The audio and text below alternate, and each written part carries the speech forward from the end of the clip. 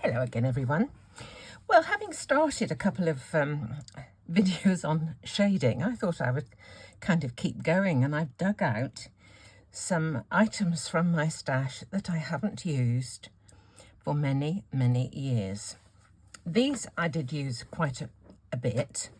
These I bought, and I have to say, I really haven't used them much at all, which is a real shame. So maybe this will spur me on to using some more of my supplies. These pencils are oil-based pencils. Yesterday I was using water-soluble pencils. These ones, I've got a different constituency. That's not right. They're made of different constituents. That's what I'm trying to say. I think about Parliament. So these don't blend with water. These blend with a solvent. So before I go any further, any time that you use something in your craft room that requires the use of a solvent, please ensure that you have your room ventilated. I do have my window open, but solvents do affect my chest a little bit sometimes, so sometimes makes me cough. So I'm hoping that the amount of air coming in is going to be sufficient, so we'll see. Anyway, what I thought I would do today is just have a go again with oil-based pencils. I have taken some out of the Prisma Color box because I have just bought a new set of stamps which have dies which go with them, which I think are just fabulous. And it's these. Isn't that fab? I think this is going to be such a useful set. And what's more, the stamps come with a set of dies, so you can cut them out and add them to your projects. So what I thought I'd do is just a couple of these images this morning using oil-based pencils. So here I've got Snoopy, and here I've got him resting on his doghouse, or whatever you care to call it. And I've got two different pieces of card. This one, I was very fortunate recently. A friend said her father, who had been a printer, had died, and she'd come across all sorts of packets of card and paper and goodness knows what, and would I like them? So I went round and picked them up, and there's just loads. And one of the packs was of this board, grey board it was called, but it's actually like a bit like the stuff you get at the back of those envelopes that are you know, to protect a photograph or whatever that may be sent through the post. So I've got that, and I thought I would use that for Snoopy because Snoopy is white, and I thought he might show up on this grey. It's like a bit of craft card basically. And this is just a piece of my normal Centigo silk weave linen, and I thought I would do the kennel or the doghouse, or whatever you care to call it, on this one. So to work with my pencils, I've got the pencils that I've chosen over here because all I think I need will be the red for the kennel, the green for the grass. I don't know why I've got brown. Perhaps I don't know why. And some greys for Snoopy. I thought I had a white. Let me just see. I thought I picked out a white. I put it back in the box. Yes, I did. I want a white for Snoopy, don't I? Okay, let's put that back. Right, what I'm going to stamp with today, again, is versifying. If you find that you don't have the correct ink, should I say, for your image, whether you're using water or whether you're using alcohol or oil-based things with a solvent, if you haven't got the right ink, what you can do is stamp normally and just give it a clear emboss. Often this ink will have to be have the powder sprinkled over quite quickly so that it doesn't dry out, but that's a really good idea if you want to preserve that line and not get it smudged. Okay, let's start with Snoopy on his kennel or his doghouse or whatever we're going to call it. I think, I don't know whether it's something to do with license, because there was a time you couldn't have stamps of kind of copyrighted images, really. Right, let's do this right in the middle. Again, I'm leaving just a moment for the ink to transfer to the paper. Now, this is a textured paper. It is my linen weave, so we may get a nice bit of texture in the colouring. So the red, I've got 3 reds here, and to start with I'm going to use the lightest one and just go all over, because I need to add colour to this doghouse. So this is the lightest of the 3 reds, and when I'm putting it on, going carefully round the edge so that it's, you know, not overlapping the edges. But when I'm doing the actual colouring, I'm using the pencil quite flat, not down on the point like this. I don't want any harsh lines with this base layer particularly. And I'm saying this as if I know what I'm doing, but it's kind of what I do. You know me. So we're just putting on, whoops, a bit of underlying colour with the pencil quite flat.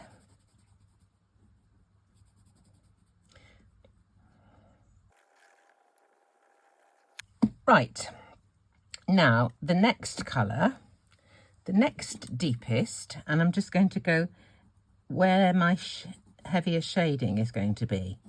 So I'm going to add a bit more colour across the middle. I've got my pencil just slightly more inclined this time, not quite so flat as the first time.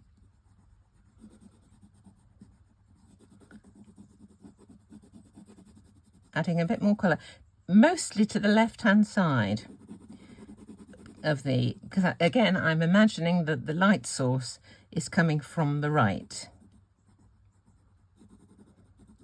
So about sort of halfway across-ish.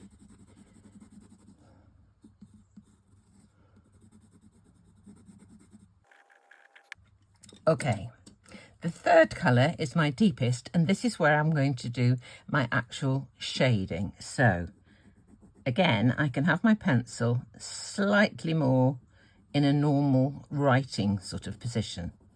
So the deepest colour where the shadow is. So now I'm starting to press just that bit harder.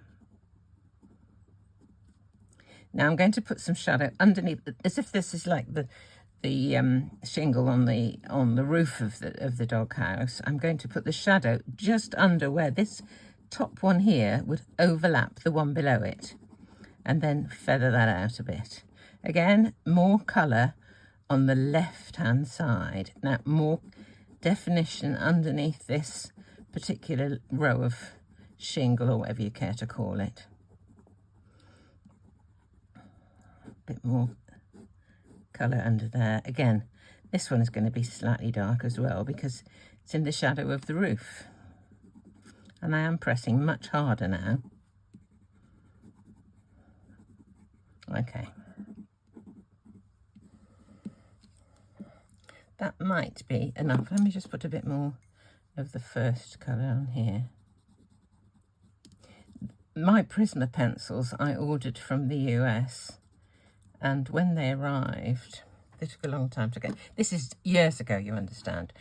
When they arrived, when I started to sharpen them, I was sharpening and sharpening, going shorter and shorter and shorter. Loads of them are broken inside, so it was a shame. Right, now I'm going to do the grass. So I'm just going to put a general little bit of shading. This is, again, it's going to be fairly flat to the paper, just to add a bit of background colour. Now a darker green, and I'm just going to do some ziggy-zaggy highlights, really. Or should they be low lights if they're darker green? I don't know. Okay, that's enough for that. Now for Snoopy, as he's a white dog, I wanted to kind of keep him white, but I want to just give him a bit of life. So I've got a really pale kind of greyish colour. I don't know what they call this. I don't know if those are names or what are they? Oh, it's got a letter and a couple of letters and a number. Cool grey, this one. Cool grey. So what I'm going to do with my cool grey is just go round where the parts of him which would be in shadow. So underneath his front leg, under his chin, bottom part of his neck, a little bit round here, tummy, under this bit of his leg here, round the front and the bottom of this leg, underneath his tail. And that's kind of about it, really. Just to give him a bit of definition. Right, I've done my adding of colour with the pencils. Now I'm going to use a paper stump to smooth these colours out. And in this little pot, I've put some of this. This is the solvent. It's called the pencil blending solution that you buy to go with the Spectrum Noirs that I haven't actually used very much. With Prismas, they recommend Gamsol, I think it is in the States, and I think we call it something like Sansador, or I can't remember exactly. So what I've done, I've poured a little of that into this little container, so that if it does get contaminated at all with any of the colour from my stumps, it's not going to be contaminating the whole bottle. So this one, you can see I've had a go with the red, so I'm going to use the same end. You can clean them. I've got a little sandpapery job thing here that you can scrape off, but I'm going to just use the red again with a fairly sort of medium-sized stump. And as with the watercolour, I'm just going to use this solvent where I've laid down that colour and touch it to activate it. And you can see straight away that it's kind of joining all the bits of pigment where it's sticking up on top of the paper together.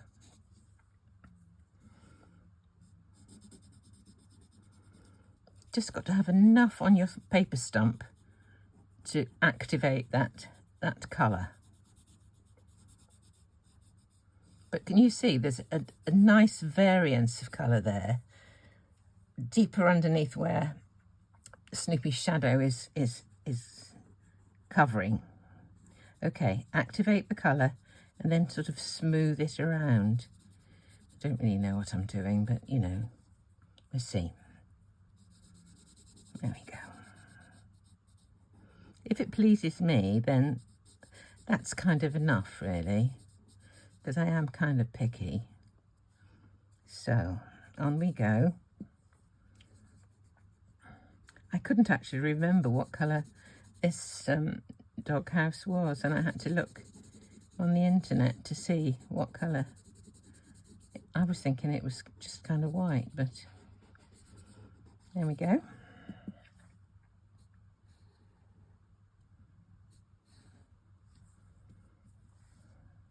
Now the bottom part.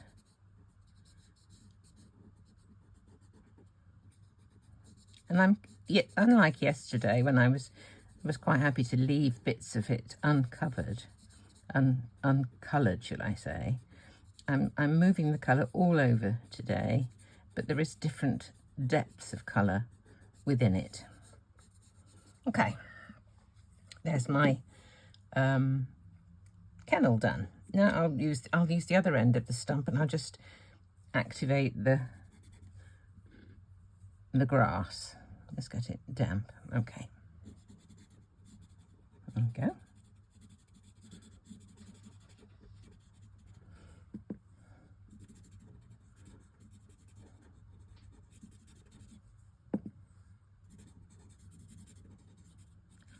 Easy peasy. There we go.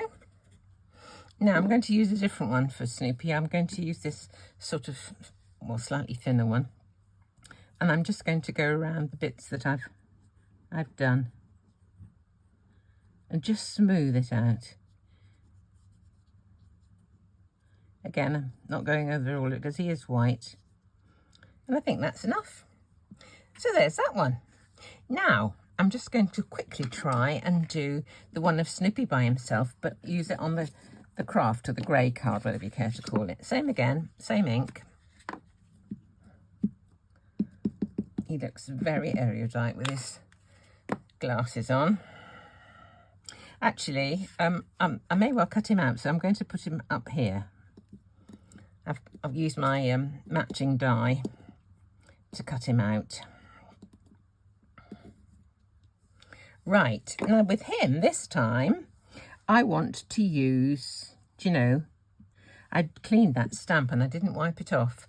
So I've got stamp cleaner, so that's going to smudge the lines. Let me just make sure this is completely dried off. That was a bit silly, really. Good job I did it in the corner. I've got more space now. I'll just dry it with a bit of paper towel. Can you see there? Right, I'll try again.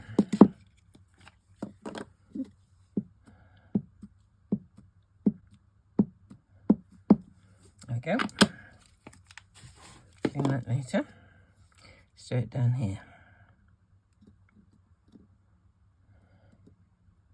They're quite broad lines, these ones. They're quite hefty sketching. That's better. Much better. Now I'm going to use the white, and I'm going to use the white all over. But I'm not going to go over the lines because I don't want them lightened by this white pencil. I'm just going to go in the spaces. And I'm putting on a reasonable amount of pressure because I do want to lay down a fair amount of colour because I want the whole thing to look white.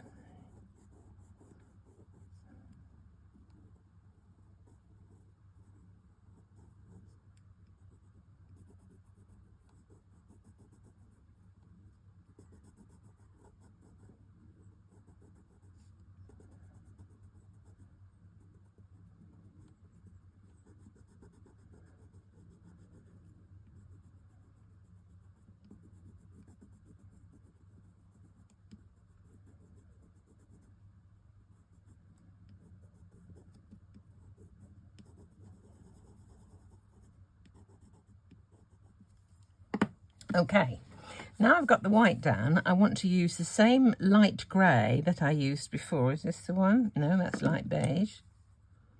Cool grey. And I'm going to do the same thing and put a little bit of extra colour just around where the shadows would be. It's going to be kind of minimal, but I think it's going to make a bit of difference.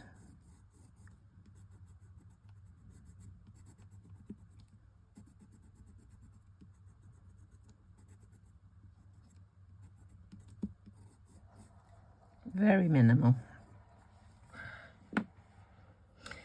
Right, now I'm going to use my paper stump. Which one shall I use? I think I'll use this one.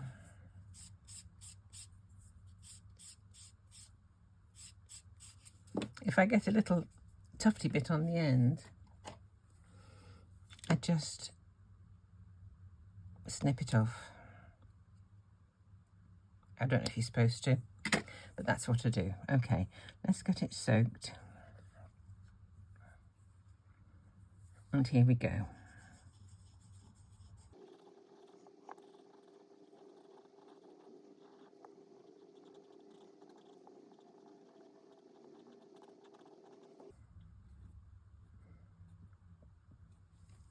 There we go. Actually, there's a tiny bit on his nose. He could do with a bit of a shine just there. Just, that's it. So, there we are. 2 more ways of shading, this time using oil-based pencils and a solvent. As ever, have a lovely day.